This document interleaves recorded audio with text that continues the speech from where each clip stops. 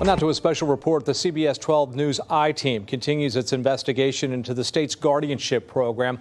Often elderly or disabled Floridians are assigned a guardian through the court system to look over their well-being and their finances. It sounds good, but what happens if guardians use that control to take what's not theirs? CBS12 News investigator Danielle DeRoss has the story of a man on the Treasure Coast who's speaking about his experience in the system.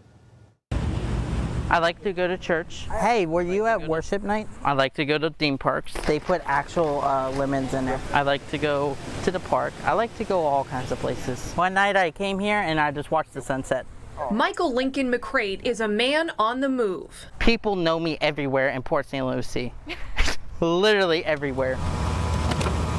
Whether it's going to church, community events, or work, the freedom to get behind the wheel and go is something he doesn't take for granted. I go pretty much anywhere and everywhere now that I have a vehicle, because one of the rights that was taken away from me is not allowed to have a driver's license. Not only was Michael not allowed to drive, he couldn't vote or even spend his own money. He couldn't go anywhere or do anything without permission of his court-appointed guardian. Why am I here? Why am I here? You know, why did I deserve this? Michael, who has a disability, says things started going wrong when he turned 18 and aged out of the foster care system. Suddenly, he was being evaluated by doctors and lawyers with no explanation, until a St. Lucie County judge told him someone had petitioned the court to make Michael a ward of the state. They were like, okay, you're incapacitated, all your rights are taken. And I didn't even get a chance to speak. They never educated you about this guardianship. They never told you that you have a right to challenge it. This is wrong. You're telling me? Yeah. Oh my gosh. You're telling me. Michael was sent to live in this Port St. Lucie group home that he says felt like jail. For 2 years, the court-appointed guardian controlled every aspect of his life, cutting off his phone and internet access, monitoring him closely every time he left the house. Desperate, he hatched a plan and pretended to need cash to buy a book. The guardian gave him $60, which he used to secretly buy a cheap cell phone. Then Michael hid in a closet and called a lawyer. Mike's experience really just goes to show and speaks to what an amazing advocate he is, because he realized this is not what I want and was determined to get out of it. Viviana Bonilla Lopez is an advocate with Disability Rights Florida. She tells CBS12 News Michael's lawyer quickly realized that he was more than capable of living on his own. So she petitioned the court for a new capacity evaluation, and an independent examiner agreed that Michael should be released from guardianship. Now he's participating in a program called Supported Decision Making. Look at that house way out there. That's beautiful. That means a team of trusted adults, like his pastor, will help advise and guide him when making big decisions.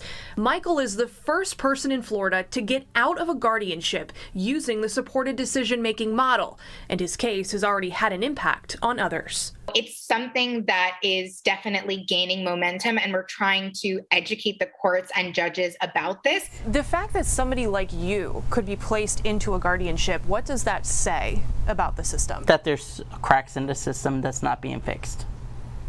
There's major cracks. Today, Michael is working to fix them. Michael, it's good to have you here with us today. He's working on a bill to free other people trapped in guardianships like he was.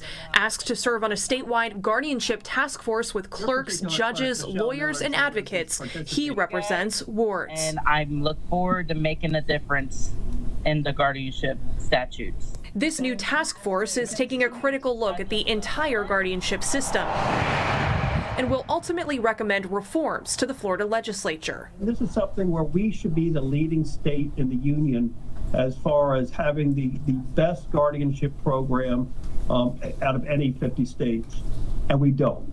That's the honest truth. Truth found in news stories like this one. And I'm always angry. As the I-Team first reported, guardian Lynrod Douglas was convicted of stealing hundreds of thousands of dollars from his wards.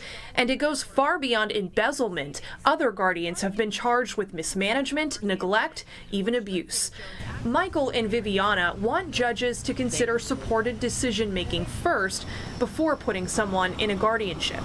And we're hoping that it will really take a lot of people out of the system of guardianship for whom there are better alternatives out there under Florida law. Too often, she says, judges aren't even aware that they have alternatives, like supported decision-making. How does it make you feel to know that there are people who are suffering just like you suffered?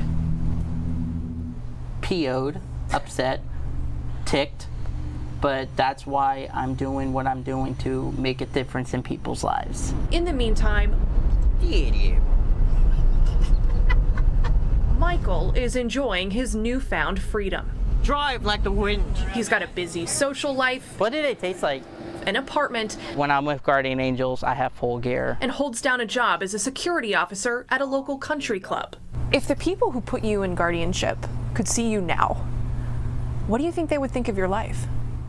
They would probably be jealous or ticked just because they said that I would not get my rights back.